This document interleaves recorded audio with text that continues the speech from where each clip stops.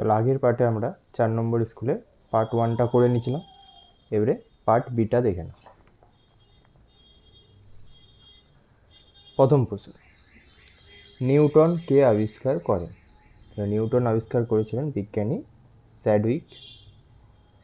প্রদত্ত কোন গ্যাসটির ক্ষেত্রে এইচটিবিতে 22.4 লিটার আয়তনের ভর 44 গ্রাম? তাহলে CO2 কার্বন ডাইঅক্সাইডের আণবিক ভর। জলে গ্লোবাল লবণের দ্রাব্যতা উষ্ণতা বৃদ্ধির সঙ্গে সঙ্গে প্রথমে বাড়ে ও তারপরে কমে। AgNO3 জলীয়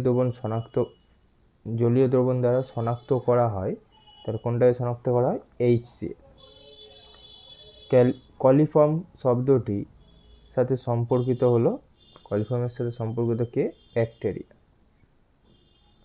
6টা, ক্লোরোফর্ম ও বেনজিনের মিশ্রণকে আলাদা করা হয়, ক্লোরোফর্ম আর বেনজিনকে আলাদা করা হবে আংশিক পাতন। কঠিনে কঠিনে দ্রবণের উদাহরণ হলো ব্রোঞ্জ, এক প্রকারের সংকর ধাতু। একটি সমযোজী যৌগ যার জলীয় দ্রবণ অম্লধর্মী, সেটা হলো HCl।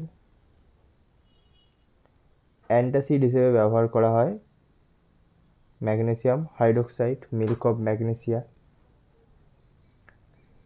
1 গ্রাম পরমাণু অক্সিজেনের ভর 16 গ্রাম। পরে 6টা, বিস্তার মাধ্যম তরল আর বিস্তৃত দশা তরল, তাহলে এটা হলো ইমালশন।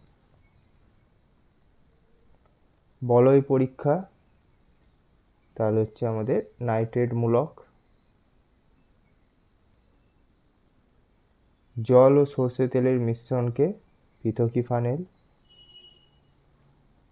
উভধর্মী oxide, zinc oxide. কীটনাশক ও পেস্টিসাইড হচ্ছে আমাদের DDT।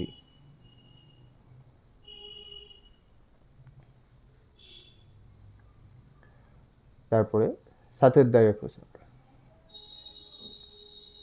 7এর 1-এর একটা, 92-238 নিউক্লিওটাইড থেকে 3টি নিউট্রন কণা বেরিয়ে গেলে নতুন নিউক্লিওটাইডে কীভাবে প্রকাশ করবে? নতুন নিউক্লিওটাইডটির নিউটন সংখ্যা কত এবং প্রথম ও শেষ দুটির মধ্যে সম্পর্ক কী? তাহলে দেখে নাও। তাহলে 3টে নিউটন বেরিয়ে যাচ্ছে, তার মানে ভর সংখ্যা 3 কমে যাবে, প্রোটন সংখ্যা একই থাকবে, কারণ আমরা জানি নিউটন কোথায় থাকে? নিউক্লিয়াসে থাকে।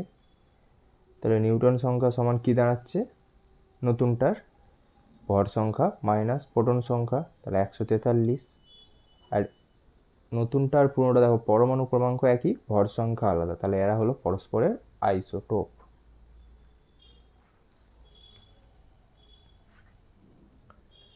বিয়েরটা, ক্লোরিনের পরমাণু ক্রমাঙ্ক 17।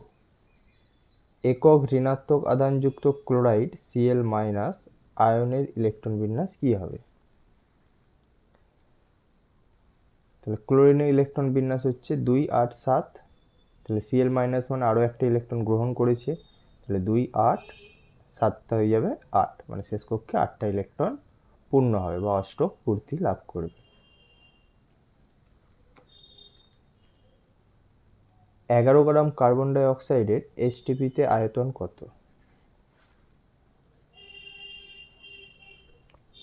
তাহলে CO2 আণবিক ভর 44 গ্রাম, তাহলে 44 গ্রামের HTPতে আয়তন হচ্ছে 22.4 লিটার, আর 11 গ্রামের আয়তন হচ্ছে 22.4 × 11/44, তাহলে 5.6 লিটার।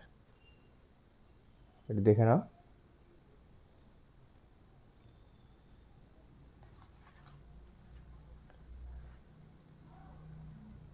পরে 2-এর বিয়েরটা, 4.5 গ্রাম জলে অণুর সংখ্যা কত? তাহলে এটাও সেম, আগে জলের আণবিক ভর বের করে নিলাম 18 গ্রাম। 18 গ্রাম মানে 1 মোল। এবার আমরা জানি 1 মোল যে কোনো গ্যাস আমাদের পদার্থে অণুর সংখ্যা হচ্ছে অ্যাভোগাড্রো সংখ্যক, তাহলে 4.5 গ্রামে কত হবে? তাহলে 1.5055 × 10⁻23 সংখ্যক।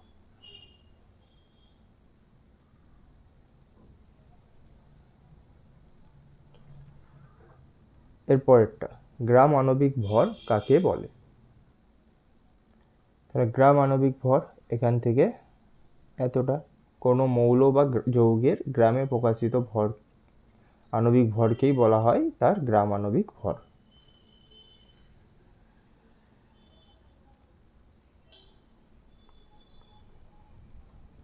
সম্পৃক্ত অসম্পৃক্ত দ্রবণের মধ্যে একটি পার্থক্য লেখো।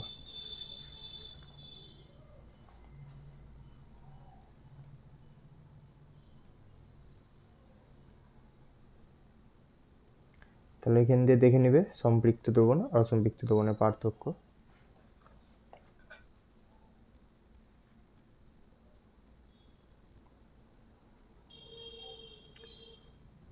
তিনের বিয়েরটা, কেলাস কি? তাহলে কেলাস যার একটা নির্দিষ্ট জ্যামিতিক আকার আছে, দেখে নাও, নির্দিষ্ট ত্রিমাত্রিক জ্যামিতিক আকার বিশিষ্ট এবং নির্দিষ্ট সংখ্যক সমতল পৃষ্ঠ দ্বারা সীমাবদ্ধ সমসত্ব কঠিন পদার্থের দানাকে কেলাস বা কেলাসিত পদার্থ বলা হয়, যেমন চিনি, ফটকিরি।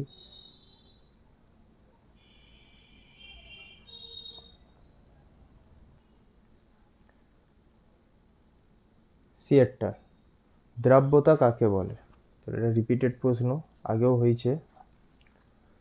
এখান থেকে এতটা, 100 গ্রাম দ্রাবকে সর্বোচ্চ যতটা দ্রাব দ্রবীভূত থাকতে পারে।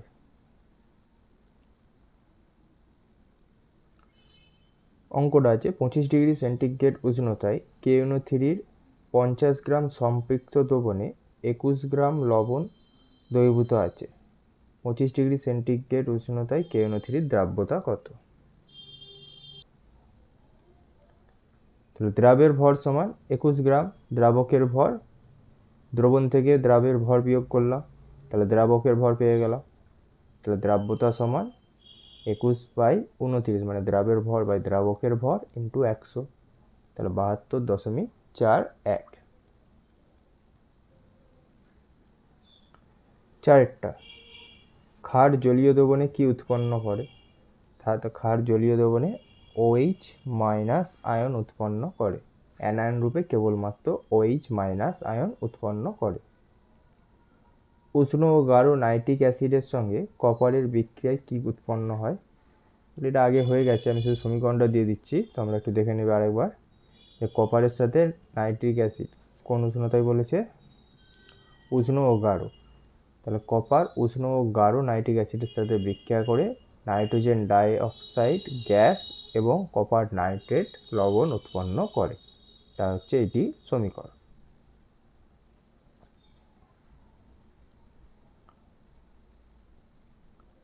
সিয়েরটা, একটি আম্লিক লবণ ও একটি ক্ষারীয় লবণের উদাহরণ দাও।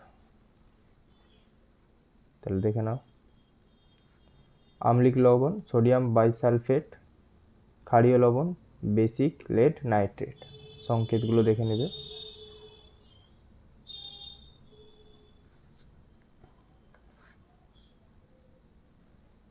তারপরে 5-এর দাগের প্রশ্ন, আংশিক পাতন কাকে বলে? তাহলে আংশিক পাতন কাকে বলে, এখান থেকে এতটা। এই উষ্ণতার পার্থক্যটা মনে রাখবে, এটা শর্ট প্রশ্ন রূপে জিজ্ঞাসা করে।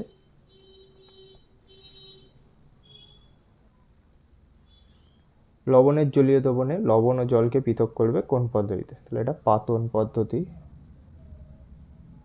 পাতন বা সাধারণ পাতনও লিখতে পারো। সিয়েরটা, মিশ্র পদার্থের উপাদানগুলি পৃথকীকরণে যে কোনো দুটি প্রয়োজনীয়তা লেখো। তাহলে মিশ্রণ থেকে উপাদানগুলি পৃথককরণের উদ্দেশ্য, তাহলে বেশ কয়েকটা উদ্দেশ্য রয়েছে, তোমরা এখান থেকে কয়েকটা দেখে নাও।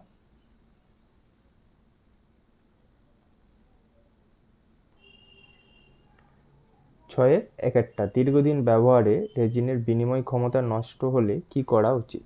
মানে রেজিনকে পুনরুদ্ধার করব কিভাবে?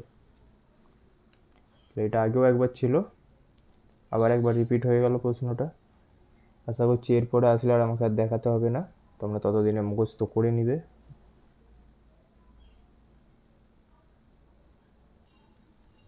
তারপরেরটা, আয়নমুক্ত জল ও পাতিত জলের মধ্যে পার্থক্য।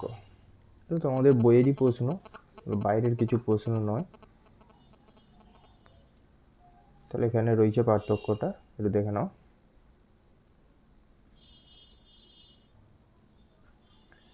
শৈবাল ব্লুম কি? তাহলে আজকে শেষ প্রশ্ন, শৈবাল ব্লুম কি? এখান থেকে এতটা।